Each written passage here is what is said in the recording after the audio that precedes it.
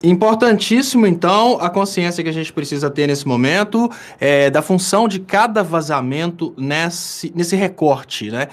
A gente tem uma coxa de retalhos, a gente tem um trabalho muito longo pela frente. O trabalho maior não é provar que o Moro foi parcial, isso já está mais que provado.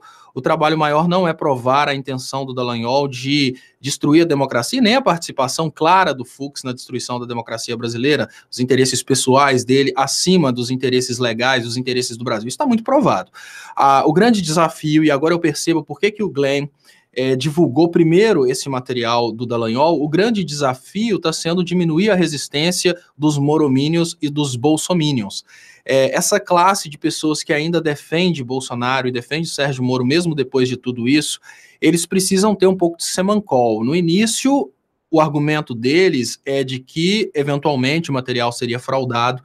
Aos poucos, novos veículos foram colocados para que argumentos do tipo, não, o Glenn é casado com uma pessoa do PSOL, para que esses argumentos fossem derrubados, inclusive veículos de direita, veículos liberais, veículos contra o PT foram colocados na brincadeira. Esses veículos disseram a mesma coisa, o material que está lá é esse, o material é verídico, não tem como escapar, o material existe. Então, para as mentes mais resistentes, nesse momento foi liberado esse material do Dallagnol simplesmente para falar, olha, o material é verdadeiro, não tentem dizer que o material não é verdadeiro.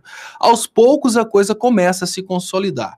Agora, o que é mais importante, Aquiles, e eu tenho chamado a atenção, principalmente para as pessoas que são mais resistentes, para essas pessoas mais resistentes no sentido de entender o que eu estou querendo dizer, eu trago algumas teorias, porque normalmente quando a gente fala de teorias as coisas ficam mais fáceis, né?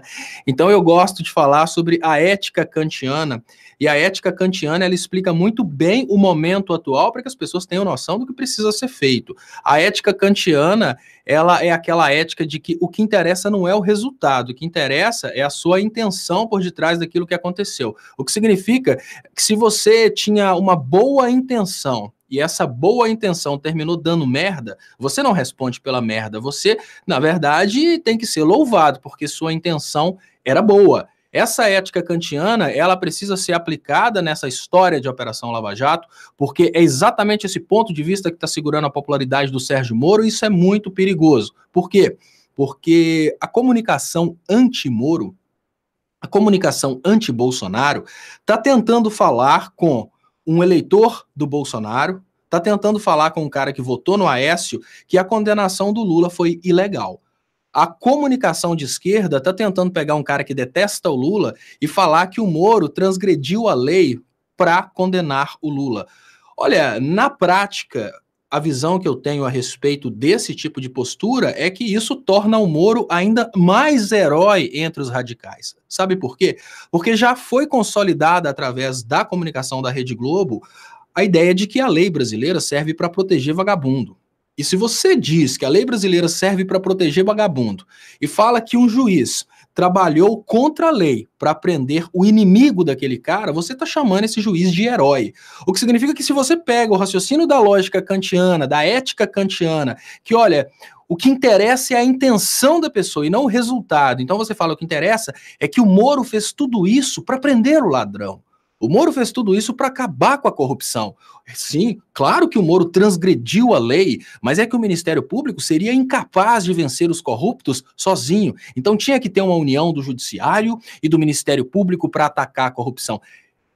Óbvio que isso é uma babaquice, é óbvio que isso está errado. Mas o que eu quero dizer é que isso está errado para quem tem uma visão a respeito do que está acontecendo. Para quem está vendo isso de uma forma fanática, isso é a qualidade do Sérgio Moro.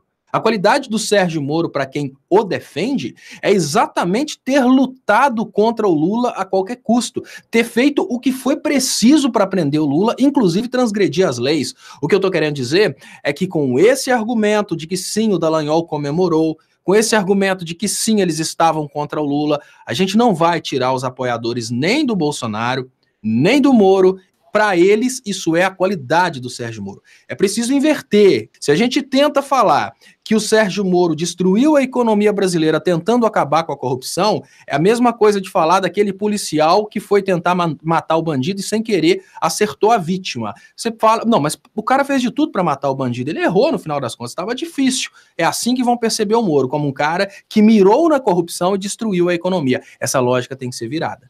A luta contra a corrupção tem que ser apresentada como sendo a casca de um projeto de destruição da economia brasileira. É só invertendo essa lógica que a gente vai conseguir mudar a percepção do brasileiro a respeito do Sérgio Moro. Fora isso, ele vai continuar sendo um herói que, como efeito colateral quebrou nossa economia. Isso para quem acredita que ele quebrou a economia,